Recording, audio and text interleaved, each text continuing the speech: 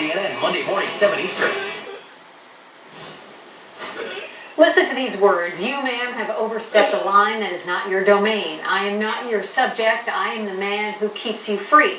Those words are from a former Marine to Democratic Senator Dianne Feinstein of California, telling her that he would not register his weapons with the government even if her proposed ban on assault weapons is passed. The letter started on the CNN iReport and has gained lots of attention online. Joshua Boston, an Afghanistan veteran, joins me now from Louisville. Your iReports, Joshua, have gone viral, more than 250,000 views in the last few days. What made you write it, and did you ever think that it would get so much attention? I didn't expect it to get as much attention as it did, but these things happen. I wrote it because I kept seeing in the news this debate about gun control, and all the points being brought up by Senator Feinstein, a lot of it's misinformation, and it seems to be, it's fear-mongering that she's spreading, and is being perpetrated by the media as well. There's just not a whole lot of double-checking and not a lot of facts coming out in this discussion. Well, you wrote this letter. I'm curious, is it in regards to any proposed assault weapon ban, or specifically the senators? Specifically the one she posted up on her webpage a few days ago. She says she intends to bring it in as soon as possible in this next congressional session. So what will you do if an assault weapon ban is passed? Well, I'm not going to be registering, and precedent's already been set by David Gregory, who apparently doesn't have to abide by the laws of Washington, D.C., so why should I have to we don't know that. There was some miscommunication there, apparently, but what will you do then? You won't register, and what do you think might happen to you?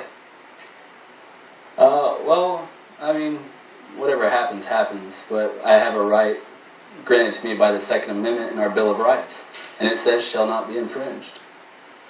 Most, if not all, assault weapon bans are looking towards the future. They're not retroactive. Now, according to Feinstein, her bill will ban the sale, the transfer, the importation, and the possession, not retroactively, but prospectively. It will ban the same for big clips, drums, or strips of more than 10 bullets. And in response to your letter, I want to read the statement that the senator released. She writes, Senator Feinstein respects Corporal Boston's service. She has heard from thousands of people, including many gun owners, who support her plan to stop the sale, transfer, importation, and manufacturing of assault weapons and large-capacity magazines, strips, and drums that hold more than 10 rounds. As Senator Feinstein has said, the legislation will be carefully focused to protect the rights of existing gun owners by exempting hundreds of weapons used for hunting and sporting purposes. That was from her office. What do you make of that?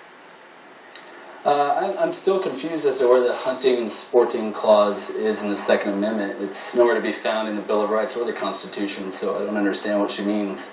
So when you look at those things that happened, like the shooting in Newtown or the shooting in Aurora, Colorado, you don't think that there should be any change to the law?